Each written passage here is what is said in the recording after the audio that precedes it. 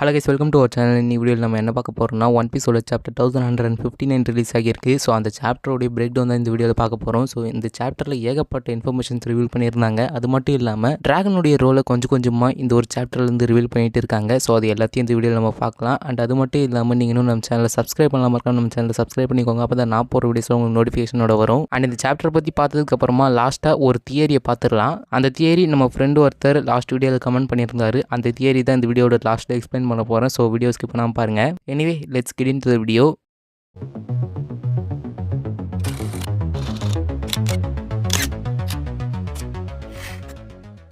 First இந்த சாப்டரில் மெயினாக ஒரு 2 கேரக்டர் முக்கியமாக காமிச்சிருந்தாங்க. யார் யாருன்னு பார்த்தோம்னா நம்ம டிராகன் அண்டு ராக்ஸ். ஸோ இந்த 2 கேரக்டருக்குமே அவங்களோட பேக்ரவுண்ட் ஸ்டோரியை கொடுத்துருந்தாங்க.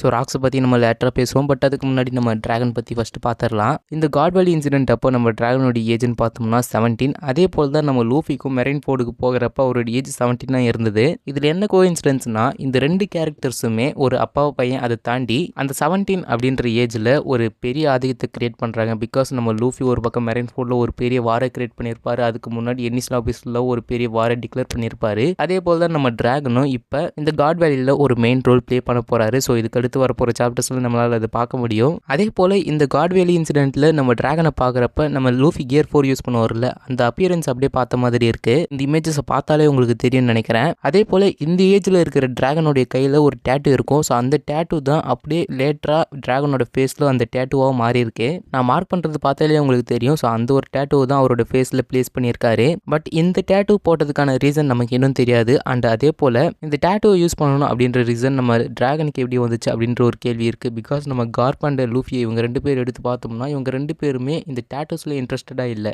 அது மட்டும் இல்லாமல் அந்த டேட்டூஸில் இன்ட்ரெஸ்டடாக இருக்கிறதுனால நம்ம கார்ப் அண்ட் லூஃபி இவங்க 2 பேர் கூட இருந்து இவர் கொஞ்சம் டிஃப்ரெண்ட்டாக இருக்காரு. அண்ட் மெயினாக இந்த சாப்டரில் நம்ம கவனிக்க வேண்டியது டிராகனுடைய ஆட்டிடியூட். அதுவுமே கார்ப் அண்ட் லூஃபியை கம்பேர் பண்ணுறப்ப கொஞ்சம் டிஃப்ரெண்ட்டாக தான் இருக்குது. பிகாஸ் நம்ம கார்ப் அண்ட் லூஃபி எதை பற்றி கவலைப்பட மாட்டாங்க, எது நியாயமோ அதை மட்டும் தான் பண்ணுவாங்க. அண்ட் அது பண்ணுறதுக்கு ஹெசிடேட்டும் பண்ண மாட்டாங்க. பட் அது டிராகன் கூட கம்பேர் பண்ணுறப்ப இவங்க 3 பேரோட இன்டென்ஷன் சேமாக தான் இருக்குது. பட் அந்த ஆட்டிடியூடில் நம்ம டிராகன் கிட்ட கொஞ்சம் டிஃப்ரென்ஸ் இருக்குது. அவர் கொஞ்சம் சீரியஸாக இருக்கார். எந்த ஒரு விஷயம் நடந்தாலும் அதை கொஞ்சம் சீரியஸாக எடுத்துக்கிட்டு கொஞ்சம் சீரியஸாக ஹேண்டில் பண்ணுற கேரக்டர் தான் நம்ம டிராகன். அண்ட் அப்படி தான் நம்ம எச்சிரோவோடாவும் டிராகன் கேரக்டர் டெவலப் பண்ணியிருக்காரு. எனிவே, இது ஒரு பக்கம் இருக்கட்டும். இந்த சாப்டரில் டிராகன் ஷாங்ஸை சேவ் பண்ணுற மாதிரியான ஒரு சினாரியோ காமிச்சிருப்பாங்க. இது உண்மையிலேயே யாருமே எதிர்பார்த்துருக்க மாட்டாங்க. பிகாஸ் ஷாங்ஸை சேவ் பண்ணது டிராகன் அப்படின்றது கொஞ்சம் டிஃப்ரெண்ட்டாக தான் இருக்குது. ஏன்னா நம்ம ராஜர் தான் சின்ன வயசுலேருந்து அவரை வளர்த்தாரு. பட் அவரை ஃபஸ்ட்டு சேவ் பண்ணது டிராகன்றப்ப அவரோட மரியாதை டிராகனுக்கு எப்படி இருக்கும் அப்படின்றது பார்க்க கொஞ்சம் இன்ட்ரெஸ்டாகவும் கொஞ்சம் ஈகராகவும் இருக்குது. அதுலேயும் மெயினாக அவருடைய பையன், அதாவது லூஃபியை அவருடைய கையை கொடுத்து சேவ் பண்ணியிருக்காருன்னா, இவங்க 2 பேரும் மறுபடியும் ரீயூனைட் ஆனாங்கன்னா இவங்களுடைய ப்ரெசன்ஸ் எப்படி இருக்குன்னு கொஞ்சம் யோசிச்சு பாருங்கள். நினைக்கும் போதே எனக்கு கொஞ்சம் கூஸ்பம்ஸாக தான் இருக்குது. அதுலேயும் நம்ம டிராகன் ஷாங்ஸை சேவ் பண்ணார்ல, ஸோ ஷாங்ஸுக்கு கொடுக்கப்பட்ட அந்த டெவில் ஃப்ரூட்டு தான் நம்ம டிராகன் சாப்பிட்ருக்கணும் அப்படின்னு சொல்கிறாங்க. ஜஸ்ட் இது ஒரு தியரி, இது ஒரு பக்கம் போயிட்டு இருந்தாலும் நான் என்ன நம்புறேன்னா, அந்த 9 டெவில் ஃப்ரூட் செஸ்ட் இருந்தது இல்லை, அதாவது அந்த காட் வேலியில் அந்த டெவில் ஃப்ரூட்ஸை ப்ரைஸை செட் பண்ணியிருப்பாங்கல்ல, அதில் இருந்து ஒரு டெவில் ஃப்ரூட் தான் நம்ம டிராகன் சாப்பிட்ருக்கணும்னு நான் நினைக்கிறேன். உங்களுக்கு என்ன தோணுதுன்னு மறக்காம கமெண்ட் பண்ணுங்க. அண்ட் அதே போல் ஷாங்ஸ் ஏன் சைல்ட் ஆஃப் டெஸ்டினின்னு சொல்கிறாங்கன்னு இப்போ எனக்கு புரியுது. பிகாஸ் ஷாங்ஸுடைய அப்பா வந்து கார்லிங். அண்ட் லாஸ்ட் சாப்டர் வந்துச்சு இல்லையா, சாப்டர் 1158, அந்த சாப்டர் ரிலீஸ் ஆனதுலேருந்து ஷாங்ஸோட அப்பா கார்லிங் இல்லை, அவரோட அப்பா வேற யாரோ ஒருத்தர் போல், அவர் தான் த மேன் மார்க்டு பை ஃப்ளேம்ஸாகவும் இருக்கணும் அப்படின்ற மாதிரிலாம் நான் தியரி கன்சியூம் பண்ணி வச்சுருந்தேன். பட் அது எல்லாமே இந்த ஒரு சாப்டரில் 1 வீக்குள்ளே மாறிடுச்சு. ஏன்னா ஷாங்ஸ் அண்ட் கார்லிங் இவங்க 2 பேரும் பயாலஜிக்கல் ஃபாதர் அண்ட் சன், இதில் மாற்று இல்லை அப்படின்ற மாதிரி கன்ஃபார்ம் பண்ணியிருந்தாங்க.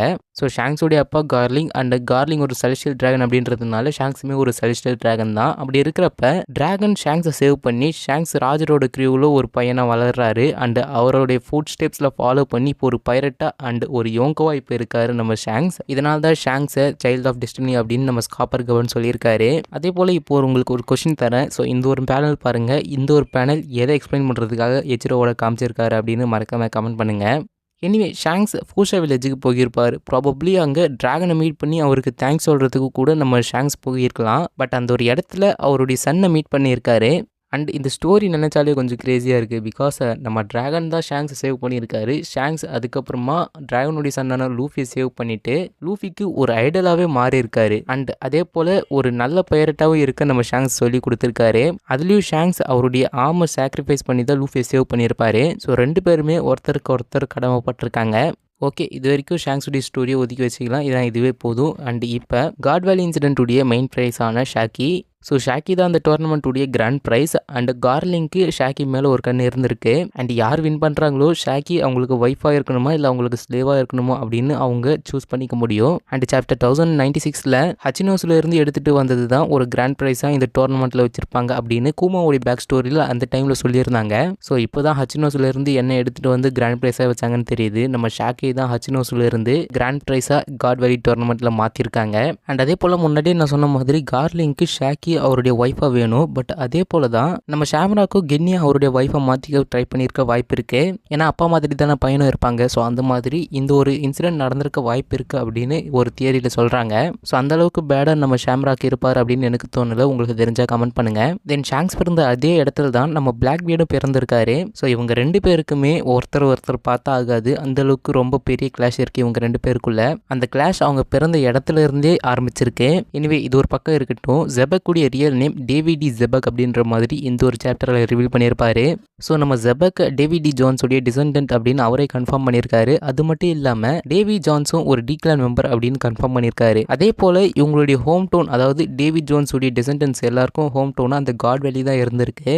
அண்ட் நம்ம எச்சிரோவோட இந்த ஜெபக்குடைய கேரக்டர் டெவலப்மெண்ட்டை ரொம்ப ஸ்ட்ராங்காக மேக் பண்ணிட்டு இருக்காரு. பிகாஸ் நம்ம ஜெபக்கு ஸ்டார்டிங்கில் ரிவீல் பண்ணுறப்ப அவர் ஈமு கூட ஃபேஸ் டு ஃபேஸ் இருந்தார். அதே போல் எல்பாஃபுடைய கிங்கான ஹெரால்ட் கூட 1-on-1 ஃபைட் பண்ணார். அண்ட் ஒரு அட்மிரலை கில் பண்ணியிருக்காரு. ராஜர் அண்ட் கார்ப் கூட ஃபேஸ் பண்ணியிருக்காரு. அண்ட் அவர் கீழே இருந்த ஒரு 3 பைரேட்ஸ் ஒரு எம்பரர்ஸாக மாறியிருக்காங்க.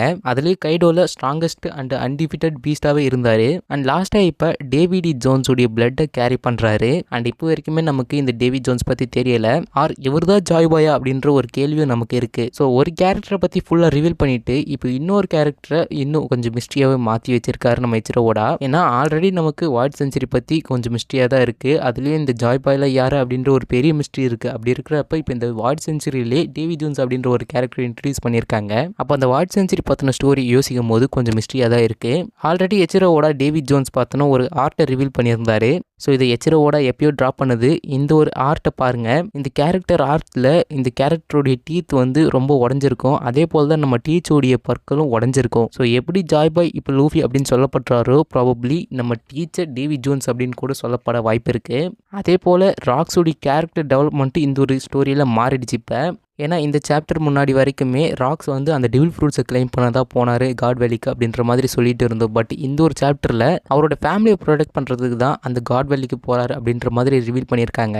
இது ஒரு டேர்னிங் பாயிண்ட்டாக ராக்ஸுக்கு அமைஞ்சிருக்கு. இந்த கேரக்டர் பார்த்தின தாட்டாக மறக்காமல் கமெண்ட் பண்ணுங்கள். அண்ட் இப்போ டீச்சுக்கு 4 நேம் வந்திருக்கு. ஸோ ஃபஸ்ட்டு பிளாக் பீர்ட், அதே போல் next Marshall D Teach, and நெக்ஸ்ட்டாக ரீசெண்டாக ராக்ஸ் டி டீச் அப்படின்ற நேம் வந்துச்சு. அண்ட் இப்போ இந்த சாப்டரில் டேவிட் டி டீச் அப்படின்ற மாதிரி மாறி இருக்கு. ஸோ இவருக்கு 3 ஃப்ரூட்ஸ் இருக்கோ இல்லையோ, பட் இவருக்கு 4 நேம்ஸ் இருக்குது. அது மட்டும் கன்ஃபார்ம் ஆகியிருக்கு. இதை பற்றின தாட்டு மறக்காம கமெண்ட்டில் சொல்லுங்கள். அண்ட் இதோட இந்த சாப்டர் பற்றின பிரேக் டவுன் எல்லாமே முடியுது. இன்னும் நிறைய கவர் பண்ண வேண்டியது இருக்குது. பட் அப்கமிங் தியரிஸில் இதை விட அதிகமாக உங்களால் பார்க்க முடியும். ஸோ மறக்காம நம்ம சேனலை சப்ஸ்கிரைப் பண்ணிக்கோங்க. அண்ட் இப்போ இந்த வீடியோட எண்டுக்கு வந்துட்டோம். பட் நான் ஒரு தியரி எக்ஸ்பிளைன் பண்ணுறேன் அப்படின்ற மாதிரி சொல்லியிருந்தேன் ஸ்டார்டிங்கில். பட் அது ஒரு வேறு பிளானாக நான் மாற்றிருக்கேன். ஸோ உங்கள் எல்லாரோட தியரிஸை மறக்காமல் கமெண்ட் பண்ணுங்கள். ஸோ அந்த தியரிஸ் எல்லாமே வீக்லி ஒன்ஸ் நான் எக்ஸ்பிளைன் பண்ணி அப்லோட் பண்ணுறேன். உங்களோட தியரிஸ் எந்தளவுக்கு உண்மையாகுதுன்னு பீப்புள்ஸ் எல்லோரும் பார்த்து தெரிஞ்சுக்கிட்டோம். ஸோ தியரிஸை கமெண்ட் பண்ண மறந்துடாதீங்க. அதே போல் நம்மளோட சேனலை சப்ஸ்கிரைப் பண்ண மறந்துடாதீங்க. அண்ட் கண்டிப்பாக இந்த வீடியோ பிடிச்சிருக்குன்னு நினைக்கிறேன். அண்ட் உங்களோட தியரிஸ் எல்லாமே இந்த வீக் ஃப்ரைடே ஒரு வீடியோவாக வரும். ஸோ மறக்காமல் கமெண்ட் பண்ணுங்கள். நாளைக்கு ஒரு வீடியோவில் உங்களை மீட் பண்ணுறேன். until then stay tuned.